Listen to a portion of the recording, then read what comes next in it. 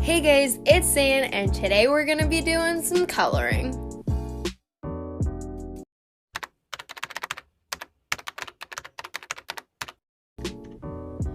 Okay, so not just coloring, but I'm gonna be showing you how you can make your coloring pages look amazing. You can also use this to practice your coloring for your drawings.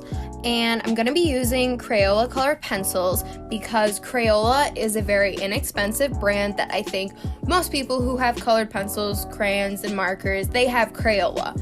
And it's not very expensive, and so pretty much everybody could go out and get it instead of showing you something really expensive. So I'm just flipping through this coloring book, found a word search to do quickly, and yeah, so I'm gonna look and find a picture to color, and I'm starting off with colored pencils, but if you guys like this video, I'll do crayons and markers too.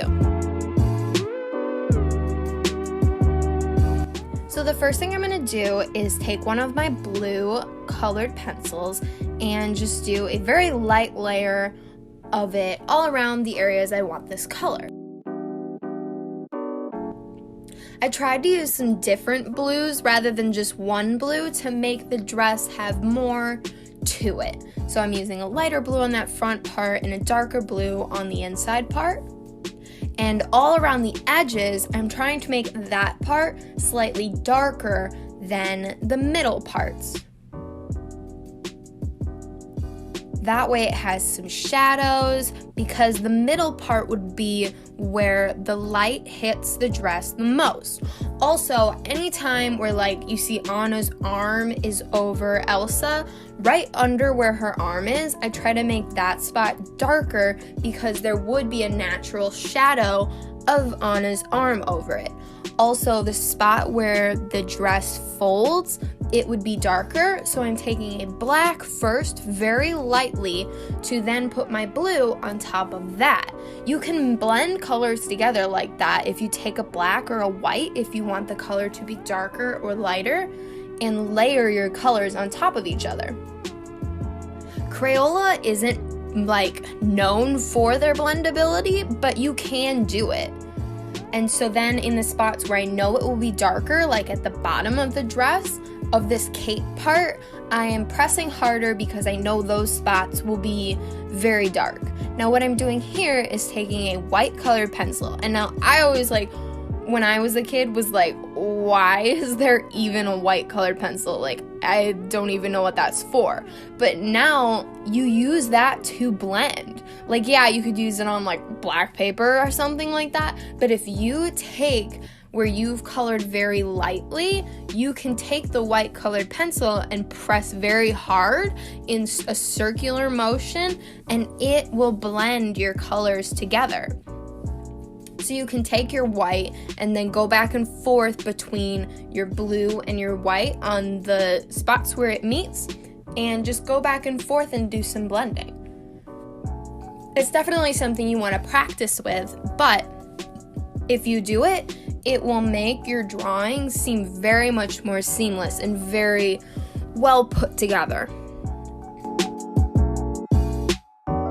It's definitely my number one tip that is going to make your coloring drawings look 2,000 times better. Not that I'm sure they weren't already fantastic to begin with.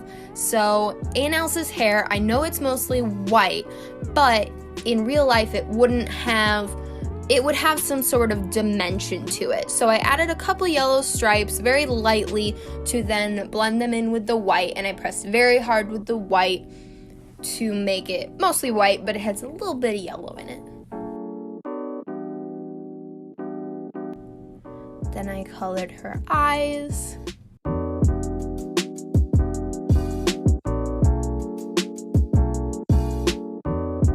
And then their lips, I just used a red, and you need a very sharp pencil for this because this is tiny. And so I did the little red, and then I tried to leave a little bit of white in the middle, and then I took my white pencil and went over that to make it blend together and not so harsh red.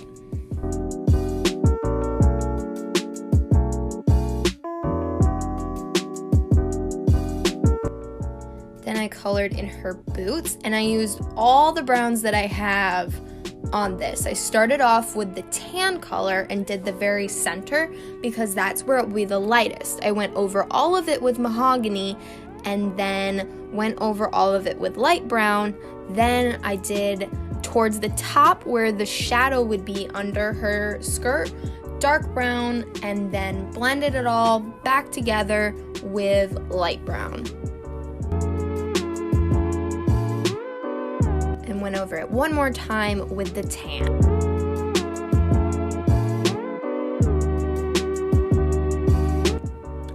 Then I took tan and did a few more strands in her hair. And then I'm taking tan on her chest and then her cheeks, the under part of her cheeks, and then all around the outside edge. That area would be slightly darker than the middle. I'm giving her some pink cheeks for her blush. And then I'm taking peach all over, leaving the nose, the forehead, and the chin very light, and I will go over that with white and blend it even more together.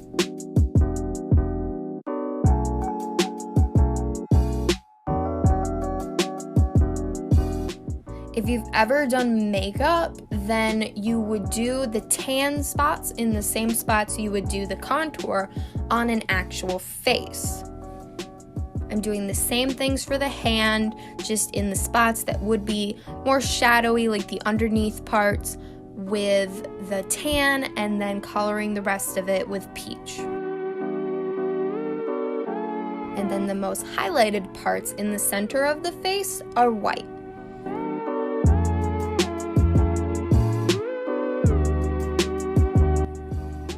And then for Anna's hair, Anna has like a reddish, stripier, brownish more hair, so she has a lot more colors in her hair. Now with hair, you want to make sure you're following the stripes of the hair. If you look at your hair, you have strands of hair, and which way do they go? So you want to follow that natural way that the hair goes and do some like stripes. I mean, I know your hair is in stripes, but you want to start off with stripes and blend it together.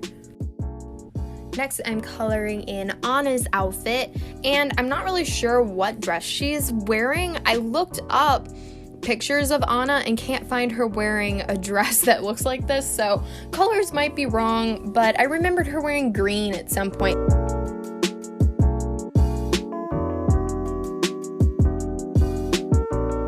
Now here I mixed a purple and a blue because I wanted it to be a more purple blue, and I just did a very light layer of the purple, then a more pressed down on harder of the blue.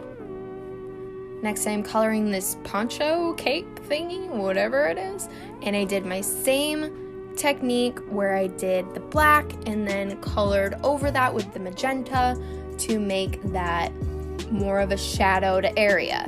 Then I'm coloring all over lightly in some of the center spots so I can color over with my white.